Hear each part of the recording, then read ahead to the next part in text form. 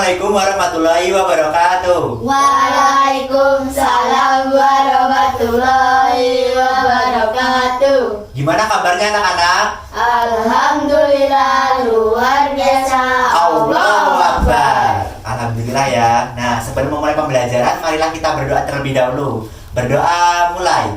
Bismillahirrahmanirrahim. Raditu billahi robba wa bil islami dina wa bi muhammadin nabiyya wa rasulah. Rabbi zidna ilma warzuqna fahma. Amin ya rabbal alamin. Nah, kan ini sebelum memulai pembelajaran, Bapak absen terlebih dahulu ya. Ya, Pak. Yang pertama, Ferdiansah, Hadir. Rama, Hadir, Pak. Nela. Hadir, Pak. Alhamdulillah ya pada hadir semua, tidak ada yang sakit. Semoga untuk kedepannya selalu jaga kesehatan ya. Iya, Pak. Nah, kan ini sebelum kita memulai pembelajaran, kan pada bosan nggak?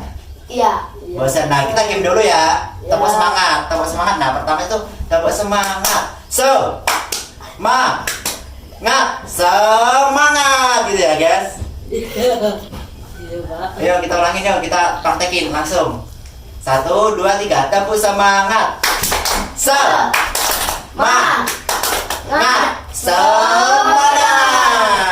Nah, lagi satu kali lagi. Yuk. Tepuk semangat. Semangat. Nah, pada semangat gak? Mantap. Nah, Bapak ingin kasih pantun nih, bagus nih. Jalan-jalan ke pasar, Cakep. saking besarnya kesasar. Jika ingin menjadi pintar, tentu harus rajin belajar. Nah, kalau ingin menjadi pintar dan ingin menggapai cita-citanya, harus rajin belajar ya.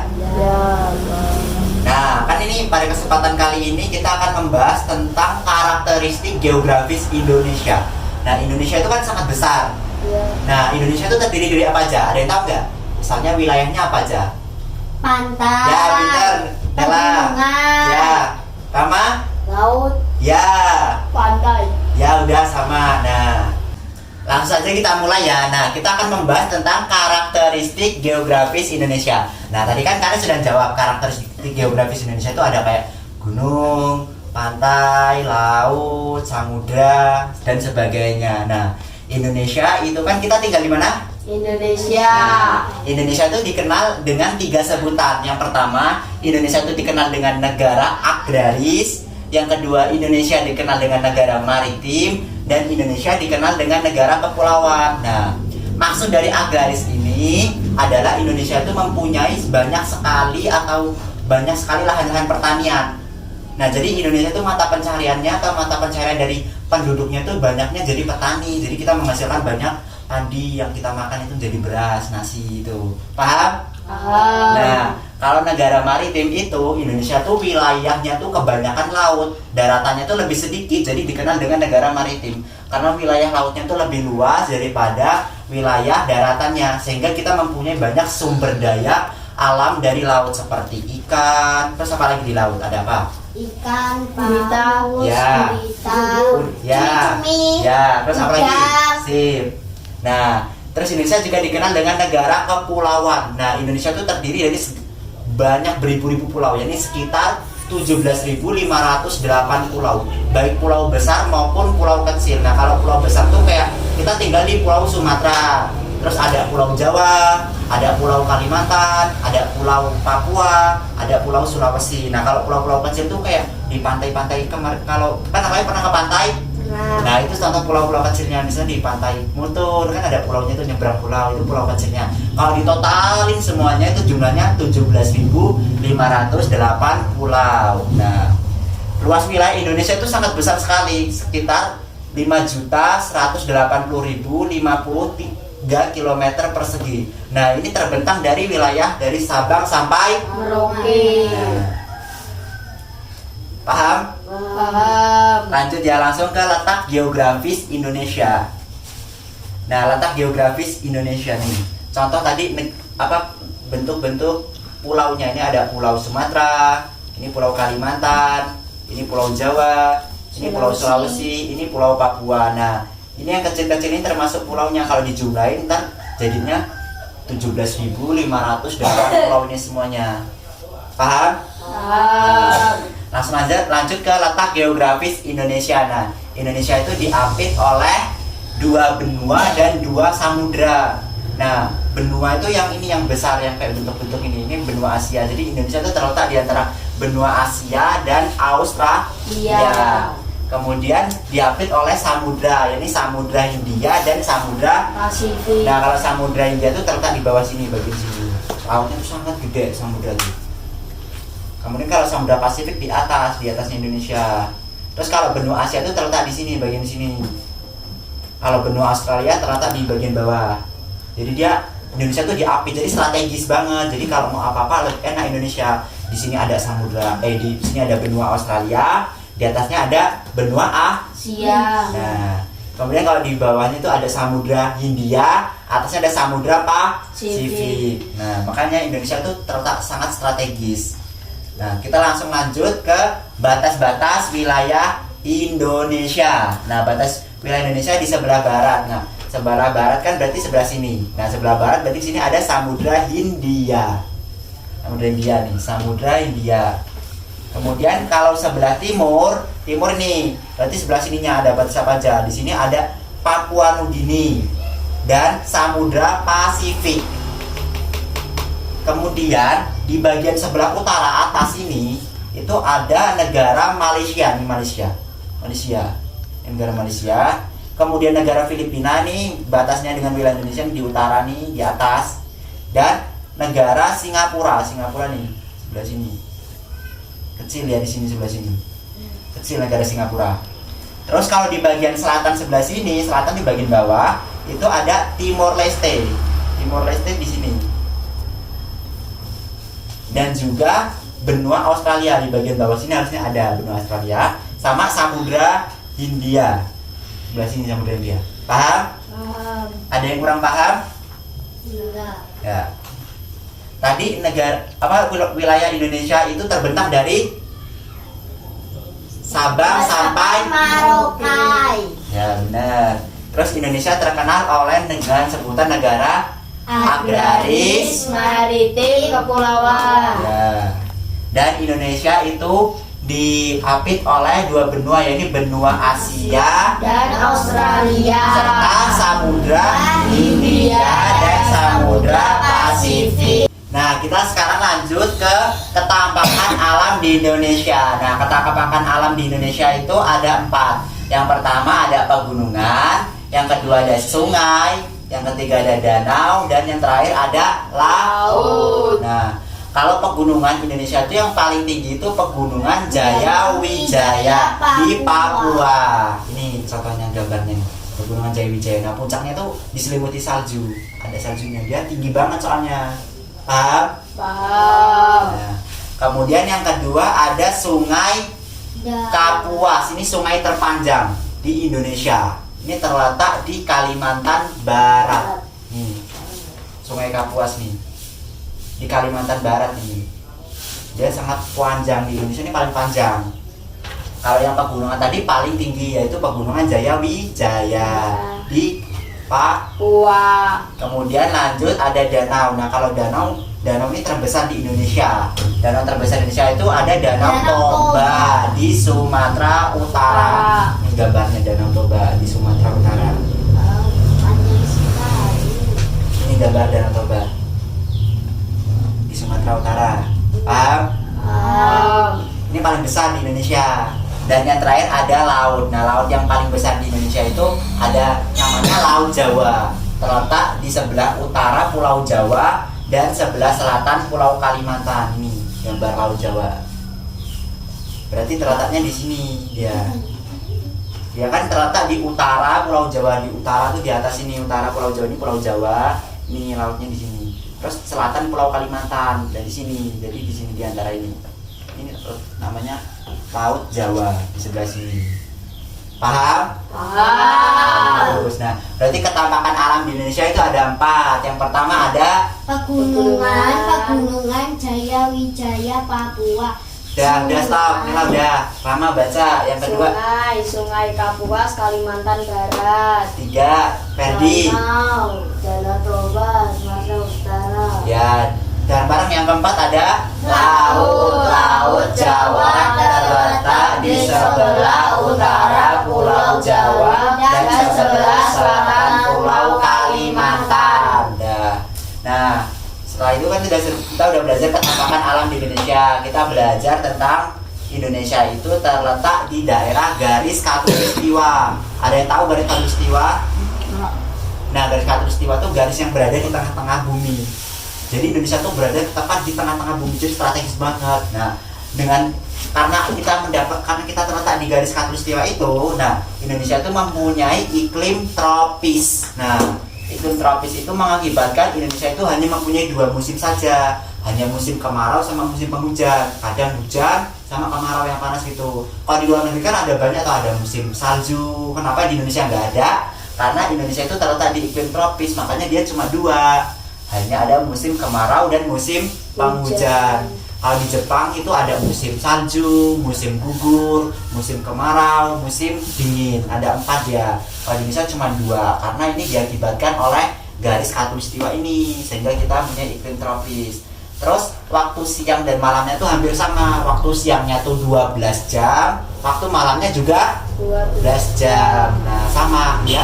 Kalau di luar negeri itu ada yang waktu malamnya cuma 8 jam. Terus waktu siangnya itu 16 jam, ada kayak gitu. Terus ada yang siangnya itu cuma 8 jam, malamnya itu 16 jam. Itu beda karena dia nggak terletak di tengah-tengah, itu nggak terletak dilewatin oleh garis khatulistiwa. Nah, karena Indonesia terletak di daerah garis khatulistiwa, sehingga Indonesia itu mempunyai iklim tropis, sehingga mengakibatkan mempunyai musim kemarau dan musim hujan, serta waktu siang dan malamnya itu sama, yakni sama-sama 12 jam, nggak terlalu berbeda. Paham? Paham. Nah, kita akan lanjut ke materi selanjutnya, yakni tentang pengaruh letak geografis Indonesia. Nah, pengaruh letak geografis Indonesia itu terbagi menjadi 3, yakni ada bidang ekonomi, bidang sosial, dan bidang budaya. Nah, yang pertama itu ada bidang ekonomi. Nah, kalau misalnya pengaruh letak geografis Indonesia di bidang ekonomi, yakni yang pertama meningkatkan pendapatan negara. Nah, karena kan negara Indonesia itu memiliki sumber daya alam yang luar biasa banyak kan, kayak misalnya banyak udang, banyak ikan, banyak beras. Nah, itu bisa dijual. Nah, dijualnya itu ke negara-negara tetangga kita kayak Malaysia, Singapura, terus ada Timor Leste, terus ada Filipina, kemudian ada Vietnam. Nah, itu kalau misalnya kita jual kan negara itu dapat uang. Nah, itu contoh pengaruh letak geografis Indonesia di bidang ekonomi. Yang kedua itu meningkatkan wisatawan dari luar negeri. Kan Indonesia itu banyak sekali wisata-wisata yang bagus kan, kayak misalnya di Bali, Pulau Bali ada. Terus kemudian di Lampung juga ada. Contoh Lampung apa? Pantai apa? Pantai Pasir Putih. Ya. Ferdi apa? Pantai apa? Pantai Mutun contohnya. Nah, itu kalau misalnya bagus kan, ya banyak datang wisatawan dari luar negeri. Nah, sehingga kan kalau wisatawan luar negeri pada datang ke Indonesia, ntar Indonesia dapat uang kan? Ya enggak? Ya. Kemudian yang kedua itu pengaruh letak geografis Indonesia di bidang sosial. Nah, kalau di bidang sosial, Indonesia itu dapat menjalin kerjasama yang baik dengan negara-negara tetangga seperti Singapura, Malaysia, Filipina, Vietnam, untuk menjaga keamanan itu di sekitaran Indonesia sama negara-negara tetangga kita tuh, untuk menjaga keamanan. Jika misalnya negara kita diserang, itu bisa kita bersatu, nggak sendiri-sendiri. Nah, kita harus berkomunikasi dengan baik, kerjasama yang baik. Paham? Terjadinya kerjasama yang baik, nggak sendiri-sendiri negaranya, pokoknya bersatu. Nah, ini terjadinya kerjasama, itu contoh salah satu pengaruh letak geografis Indonesia di bidang sosial. Kemudian pengaruh letak geografis Indonesia di bidang budaya. Nah, karena di bidang budaya ini mengakibatkan keberagaman seni budaya. Keberagaman itu karena Indonesia itu terletak di wilayah yang strategis, nah itu mengakibatkan Indonesia memiliki berbagai macam budaya, banyak sekali budaya. Contohnya itu terjadinya asimilasi dan akulturasi. Nah, kalau asimilasi itu percampuran dua budaya yang menghasilkan kebudayaan baru. Contohnya itu misalnya budaya tari dari Betawi. Dari Betawi itu dari Jakarta, dicampur sama tari dari Cina atau Tiongkok. Cina, Tiongkok itu sama. Nah, itu menghasilkan kebudayaan baru. Dia menghasilkan tari lenong sama tari cokek. Nah, tari lenong sama cokek itu bukan berasal dari Cina, bukan juga berasal dari Jakarta. Dia menghasilkan budaya baru. Dia ini bercampur, tarian dari Cina sama tarian dari Jakarta disatuin, terus menghasilkan kebudayaan baru, menghasilkan tarian baru, namanya beda. Paham? Nah, kalau akulturasi itu percampuran dua budaya yang tanpa menghilangkan kebudayaan lama. Contohnya itu misalnya Indonesia itu kan terkenal dengan banyak masjid kan. Masjid untuk apa? Sholat, beribadah umat Islam. Nah, kemudian kalau di Cina itu banyak terdapat wihara atau untuk agama Konghucu, wihara. Konghucu itu kan wihara, itu banyak kelenteng-kelenteng itu banyak kan, kelenteng-kelenteng itu untuk umat Konghucu, peribadatan umat Konghucu. Nah, kalau ini percampurannya itu mengakibatkan kan bentuknya kelenteng itu kayak unik gitu kan, bagus kan, melengkung-melengkung. Nah, itu dicampur dengan kebudayaan di Indonesia banyak sekali kayak muslim itu masjid tempat ibadah menghasilkan kebudayaan tanpa menghilangkan kebudayaan lama. Contohnya ini masjid ini, gambarnya ini kan kayak masjid kayak kelenteng kan, kayak Cina gitu. Nah, tapi dia tetap tanpa menghilangkan kebudayaan lama. Nah, kebudayaan lamanya itu yang dimaksud tetap untuk digunakan beribadah. Paham? Padahal kan ini kelenteng-kelenteng ini identik atau sama biasanya digunakan untuk ibadah umat Konghucu, tapi ini tetap digunakan umat Islam karena ini ya masjid, hanya saja ini atapnya itu bergambar kelenteng gitu, motifnya kelenteng. Paham? Berarti dia kalau asimilasi itu percampuran antara dua kebudayaan atau lebih yang menghasilkan kebudayaan baru, jadi itu berbeda, pokoknya menghasilkan kebudayaan baru. Paham? Kalau akulturasi itu percampuran dua kebudayaan atau lebih tanpa menghilangkan kebudayaan lama. Contohnya ini, dia tetap menjadi fungsinya ya sebagai masjid, walaupun gambarnya ini atapnya itu kayak agama umat Konghucu, tapi tetap masjid untuk umat Islam. Kalau tadi yang tari ini tari percampuran tari dari Jakarta sama dari Cina, atau itu menghasilkan tari ini. Tari namanya tari lenong atau tari cokek. Paham? Nah, untuk selanjutnya Bapak kasih tugas ya. Catat di buku tulis. Yang pertama, catat Nela, Rama, Fedi, siapkan buku tulisnya. Gambarkan peta serta berikan nama pulau-pulaunya. Catat Nela. Yang kedua, sudah belum? Sudah. Apa nama daerah yang kalian tinggali? Serta jelaskan keadaan geografisnya yang tempat daerah yang kalian tinggali itu. Misalnya ada apa? Ada pulau, ada sungai apa? Ada gunung apa? Ada pantai apa? Ada laut apa? Nah, udah? Ya. Yang ketiga, apa saja mata pencaharian, suku, agama, bahasa, dan budaya di daerah tempat tinggal kalian. Misalnya di daerah tempat tinggal kalian itu mata pencahariannya apa aja? Ada misalnya temannya bapak kamu itu ada yang petani, ada apa, ditulis. Terus sukunya tuh ada apa aja? Suku Jawa, suku Sunda, dan sebagainya. Terus agamanya apa aja? Temanmu ada yang agama Hindu, agama Buddha, itu ditulis ya. Terus bahasanya ada bahasa apa? Misalnya Rama menggunakan bahasa Jawa, berarti Ferdi menggunakan bahasa Lampung, itu ditulis namanya. Terus sama budayanya, ada tari apa kalau misalnya dari daerah kalian tuh, misalnya Rama suka tari apa, tari reok apa gitu, ditulis ya. Ini untuk PR dikumpulkan minggu depan. Ya.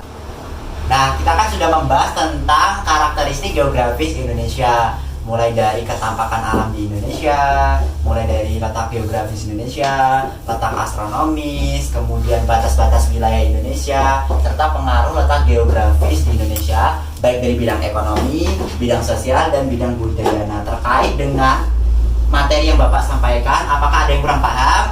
Anak-anak, Aku apa gimana Nela? yang paham pegunungan itu apa? Nah, kalau pegunungan itu kumpulan dari gunung-gunung. Dia gunung-gunungnya ada banyak. Dia berkumpul jadi satu gunung-gunungnya. Itu namanya pegunungan. Jadi banyak gunungnya. Nah, terus kalau pegunungan itu biasanya gunungnya tuh mati. Kalau gunungnya mati itu tidak bisa meletus, Nela. Jadi gunungnya tuh nggak bakal meletus. Itu gunung mati. Dia tinggal aja ngorok gitu. Ada lagi yang kurang paham? Aku Ya gimana, Ferdi gimana?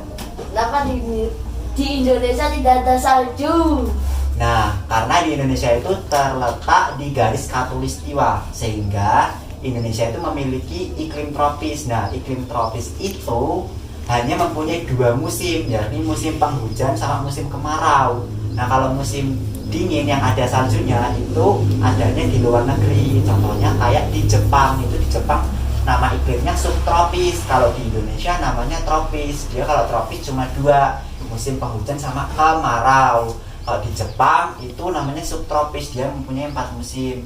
Yang pertama musim semi, kemudian musim panas, musim dingin, sama musim gugur. Nah, yang ada saljunya itu musim dingin. Kalau di Indonesia nggak ada. Paham? Paham. Apakah ada yang kurang paham? Ada yang ingin bertanya lagi? Tidak. Tidak, cukup ya. Nah, sekarang Bapak ingin tanya apa yang dapat kalian simpulkan dari pembelajaran tadi. Contohnya ini, saya tanya satu-satu ya.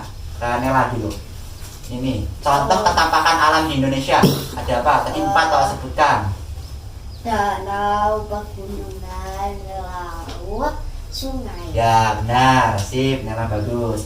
Rama, tadi batas wilayah Indonesia itu terletak antara 2 benua dan 2 samudra. Sebutkan apa? Benua apa? Benua Asia dan benua Australia serta Samudra Hindia dan Pasifik. Ya, terus nama iklim di Indonesia apa? Tadi iklim apa? Iklim tropis. Ya, iklim tropis mempunyai 2 Musim. musim apa? Musim Hujan, musim sama kemarau. ya, benar. Terus tadi ini terakhir, negara Indonesia itu kan dikenal dengan 3 sebutan. Apa aja sebutkan?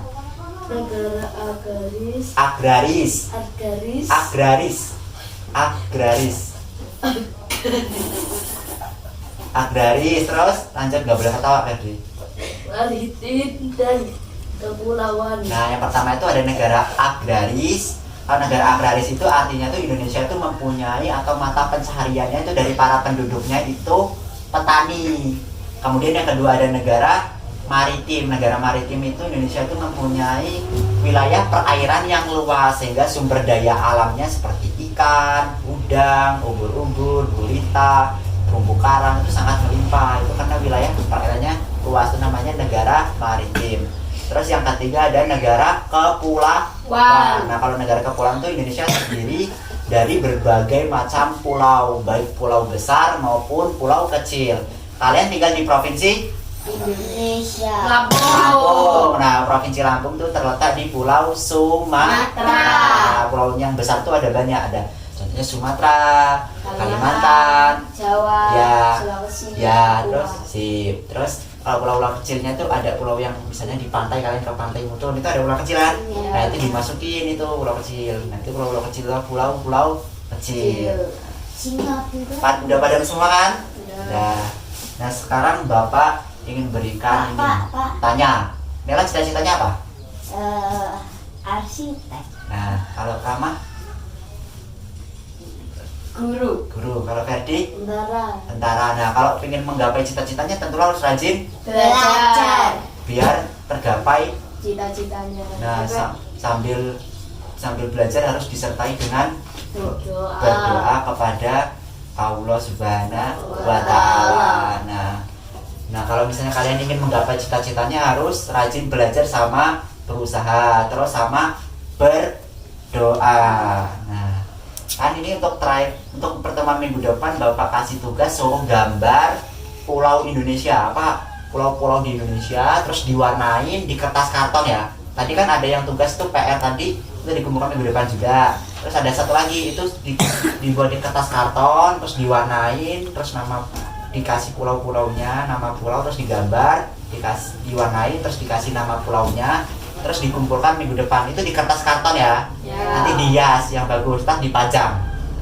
Ntar kalau yang bagus, ntar bapak kasih dia yang juara 1. Paham? Alhamdulillah pembelajaran kali ini sudah selesai. Apabila ada kekurangan kata, bapak mohon maaf. Sebelum mengakhiri, kita berdoa terlebih dahulu ya. Berdoa mulai. Bismillahirrahmanirrahim. Allahumma arinal haqqa haqqa warzuqna tiba'a wa arinal batila batila warzuqna ijtinaba. Amin ya rabbal alamin. Bapak akhiri, wassalamualaikum warahmatullahi wabarakatuh. Waalaikumsalam warahmatullahi wabarakatuh. Terima kasih anak-anak.